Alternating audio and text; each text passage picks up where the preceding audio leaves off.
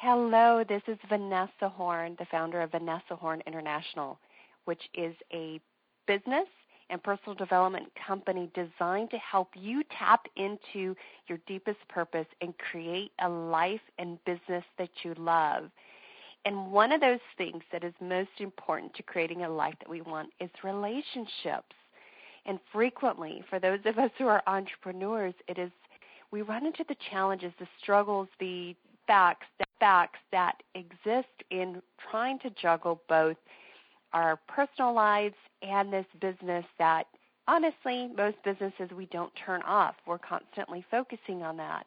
And so I've created this workbook to walk you through some really critical tools that helped my husband and I, and we've been married 15 years and have been entrepreneurs for 10 of those years.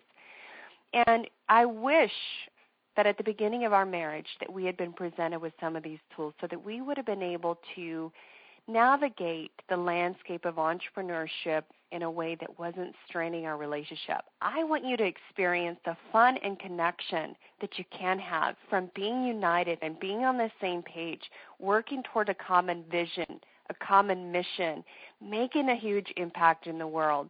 And it starts with your family. And so everything that we do here is about achieving success, making a huge difference without burning out or selling out. So I want you to make certain that you have accessed the Balancing Marriage and Business Workbook, and I'm going to just walk you through what it is exactly that we're achieving by working through this workbook here. So I want you to start off by looking at what kind of marriage do you want to create? Because the truth of it is every single day you are choosing a path, whether you're thriving, merely surviving, and honestly that's hell to live in that state, or headed toward divorce. In my 15 years of marriage, we have experienced all three of those states, and I came to realize that it was a choice-by-choice, every single day decision. And so what kind of marriage are you creating? What's it look like today? What do you want to create? Here's the thing. You don't have to wait on your partner, to change around the dynamics in your relationship. It can truly come from it coming from you making some decisions and choices. I used to want to stay in a place of victimhood and blame my husband and get frustrated. Honestly, for years I stayed in that state of things that I was unhappy about. And we went to marital counseling and therapists, and I loved it because every single time we left, I felt like I had gotten them to focus on him as the issue. Well, here's the problem. I was creating a scenario where I created a story of why we were in the state that we were in, and nothing was going to get us out unless I owned that I was being a victim and I was trying to put the blame on him. Because here's the thing, staying in a place of blame does not change the situation. And instead, when I started making changes in my own life and started making changes in, okay, wait, what kind of life do I want? What kind of marriage do I want? And started to take real clear action on that, it started to change the dynamic in our relationship. And did my husband change along the way? No.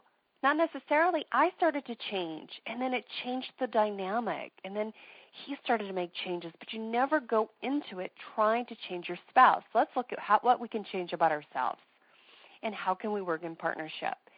So one of the really key tools is to recognize that the marriage starts, the family part of me starts with the marriage. It starts with you as a couple. Too many times as entrepreneurs, we're also balancing children in the mix.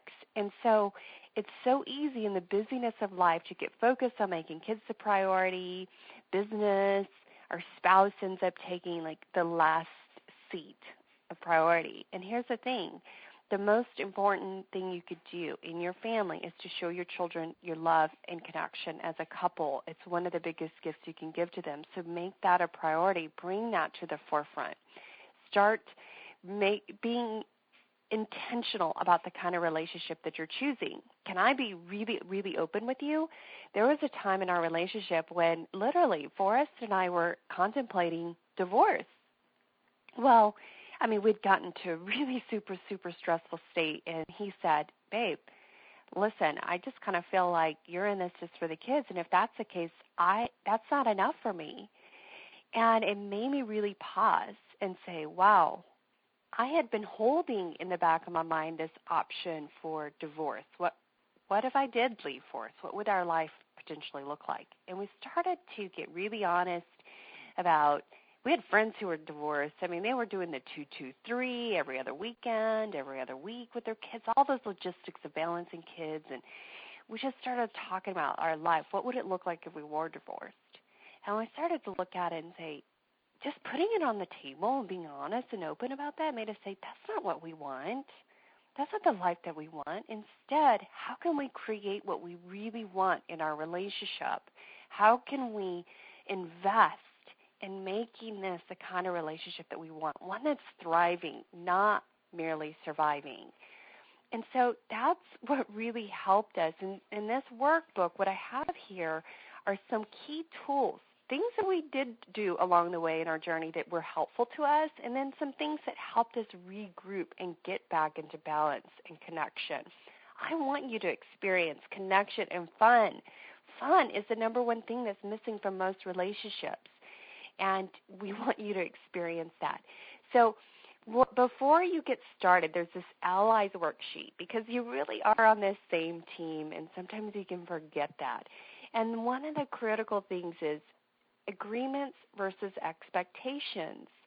So many times it opens the door for disappointment and resentment when we're holding these unspoken expectations, and they're harmful to the relationship. So instead, talk about agreements. Talk about what agreements you're willing to commit to with each other, and be super clear about those. And then whenever an agreement is broken, revisit it. Go back and see how can you get that in alignment with what you really commit. And so this allies worksheet says, why are we doing what we're doing? So if you've launched a business or you're thinking about launching a business, talk about why are you doing it? What are the reasons why you went into business? What are you trying to accomplish with that? And dare I ask, is that the best path to getting there? Be willing to put that question on the table. Talk about your goals. Be on the same page about what you're trying to accomplish. Frequently, there's an unspoken goal about the driven individual in the family who's going, and they're not being honest about what they're really trying to achieve with the other one who's in the background who, over time may be unsupportive as a result. So be honest. Be on the same page. Get it all out there. Discuss what is your stretch goal that you want to go for and what is your minimum goal.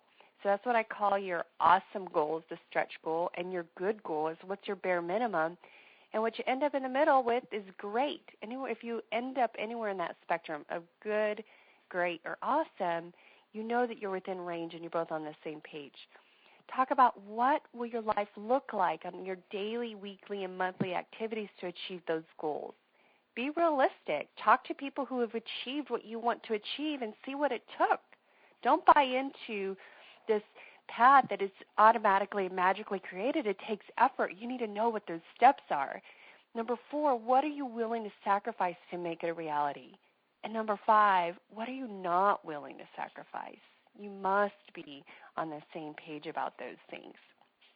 Next, create a vision for what you want.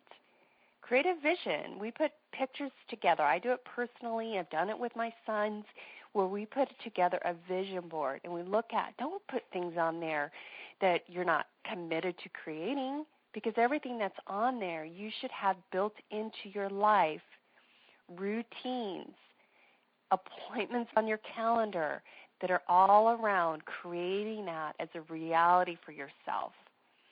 If otherwise, it's just a vision board. And I talk about the distinction about a vision versus a commitment. Is your vision your commitment?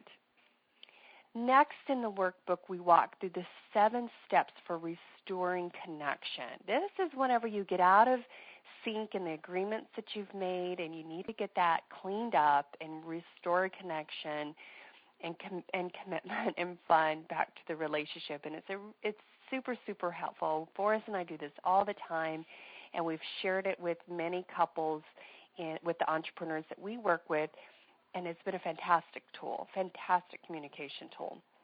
So this is just a sampling of what you get in our Balancing Marriage and Business program, but I wanted to give you something really tangible that you can implement and start getting the results for creating the life and business that you want. So if you're interested in more resources along these lines, both programs and coaching, be sure to visit vanessahorn.com or send us an email at support@vanessahorn.com. I look forward to hearing your feedback on how this impacts your life and business. I look forward to hearing from you. Bye-bye.